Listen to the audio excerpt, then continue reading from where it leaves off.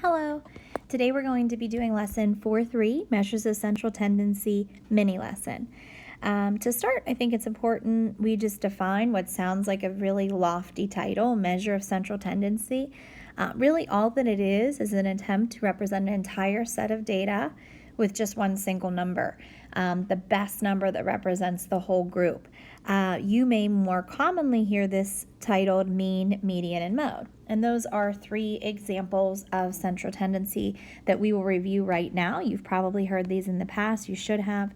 The first one is mean, and another word for mean is average, which I'll highlight over here. Basically, to calculate the mean of any data set, you would simply add the numbers of the data set together to get a total, and then divide by how many numbers that you have. Mean is usually, not always, but usually the best measure of central tendency to represent the entire group. Median is our next one, and median, also known as the middle number, is when you put all of the numbers in order from least to greatest, so numerical order, and you find the exact middle. Sometimes if it's an odd number of values, that will be a specific data value in the set. And sometimes if there's two middle numbers, you have to find their mean or average in order to determine what the actual middle number would be. So essentially the middle of the two middle values would be the median. The next one is mode. Mode is the number that appears in the data set the most often. So it's the most common number in the set. And there can be more than one mode if two values both repeat the same number of times and it's more than any other value in the set, they would both be considered a mode. There can also be no mode, and that would be if no values repeat. Lastly, the range. Range really won't be used to represent the whole data set, but it does tell you how far apart the largest and smallest numbers are. So when you subtract the lowest number from the highest number, you will get the range. Another important thing for us to talk about is an outlier. And an outlier exists when you have a value in the set that is either much greater or much smaller than the other numbers in the set. So for example, when you look at this set below, the number 3 is an outlier. And a little later, we'll look at how that impacts the rest of the data set. Okay, so let's look at example 1. It says find the mean, median, mode, and range of the following sets. So first, we have the age of the people at the movies. So we have a specific movie, must not be very crowded that day, and here's the group of people that we have. I just find as general practice, it's best to order the numbers from the get-go. So if we begin, and it's good practice to cancel them as you go, and I try to just line them up with another value so that I can see if I'm in order or not. So we would have 6, 7, 8. I shouldn't have said in order. I meant that we have included all values. Next would be 10, then 22, 43 stays in the same spot, 45, 50, and 66. Okay, once we get the values in order, we can go ahead and begin. Really, we could have found mean first, but that's okay. So let's start with listing them. So we're going to put mean, and you're welcome to use a calculator for this, but you want to go ahead and add them all up. Find the grand total. The total ends up being 257. Now, you don't have to show me the addition, but you do have to show the total divided by the number of data values. So when we count the number of values, 1, 2, 3, 4, 5, 6, 7, 8, 9 values, that's going to go in our denominator. So now when I divide 257 by 9, I get 28.6. So the mean of this set would be 28.6. And when you look at them, we go from 6 to 66, and you look at the values, and 28.6 seems to be a good value to represent the whole set. Next, median. We just said we have 9 values, so that tells me that the middle value will be the 5th value in the set. So let's count 1, 2, 3, 4, 5. And that gives us a median of 22.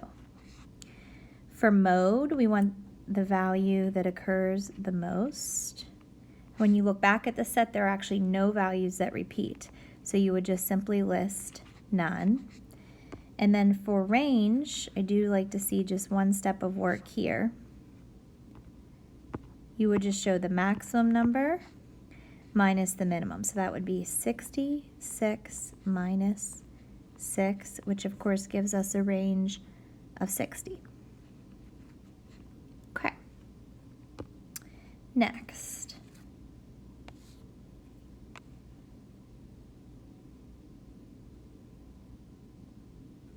So it says the number of goals scored by the USC soccer team. And so we see our set there. Again, I think it's important that we put those in order. So let's go ahead and do that right now. So we would start with 0, 0. Cross them out as you go. Whoops. Then we have 1, 2, 3, 3, 3, 4, and 5. Okay, so for mean, we will start by adding these all up. And when you do, you get a total of 21. There were 9 values. Now, even though there were 2 zeros, those both count still as a value. Then we divide 21 by 9. We get 2.3 repeating as our mean. For the median, it's going to be the middle number, which will be, again, ironically, the 5th value. So let's go ahead, 1, 2, 3, 4, 5, and we see we get a median of 3. Next, mode. In this case, there's a couple values that repeat. 0 repeats twice, but 3 repeats 3 times, meaning 3 would actually be our mode. And then the range, the maximum minus the minimum would be 5 minus 0, which is a range of 5. Okay, the next question posed says, what if the soccer team were to score 12 more goals during their last game? What would happen to our measures of central tendency? So I want you to think about if in this same set, they played a 10th game. So the 10th game, they scored 12 goals. So our set of values would be almost the same, except we would have, let's squeeze them right here. Okay, so we'd have 0, 0, 1, 2, 3, 3, 3, 4, 5, 12. Okay, so now we have 10 values. Our mean will obviously change. So the mean, first of all, the total is going to go up by 12. So it was originally 21, and it will now be 33.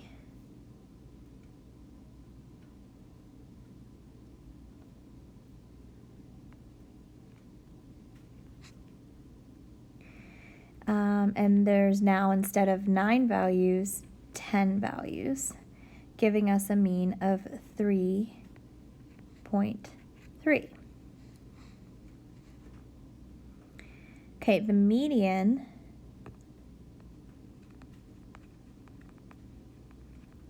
let's see if it changes. So now, because there's an even number of values, it's going to be between the 5th and 6th values. So let's count 1, 2, 3, 4, 5, 6. And so the median actually ends up being exactly the same. It's still 3, because it's the average of 3 and 3, which would just be 3. Our mode has also not changed because there's still 3 3s and no other value repeats 3 times. And our range will now be much higher. 12 minus 0 gives us 12. Okay, so when we think about what was most impacted here, it was definitely the mean.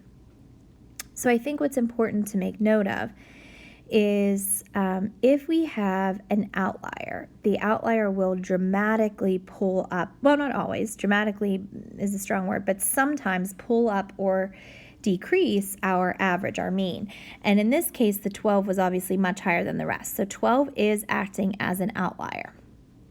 The reason that that's significant is because when we look now at our mean in this new set is 3.3. Now 3.3 would fall right here.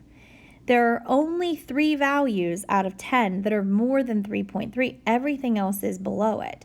So that's not really a great representation of the whole set. Whereas 2.3 up here was a little bit better because it at least fell above 4 of the values. So when we're trying to determine which measure of central tendency would be the best, in this case, median would better represent the whole group because 12 just happened to be an outlier. So which measure of central tendency would best represent a set of numbers with an outlier? Typically, it'll be the median when there's an outlier, not the mean.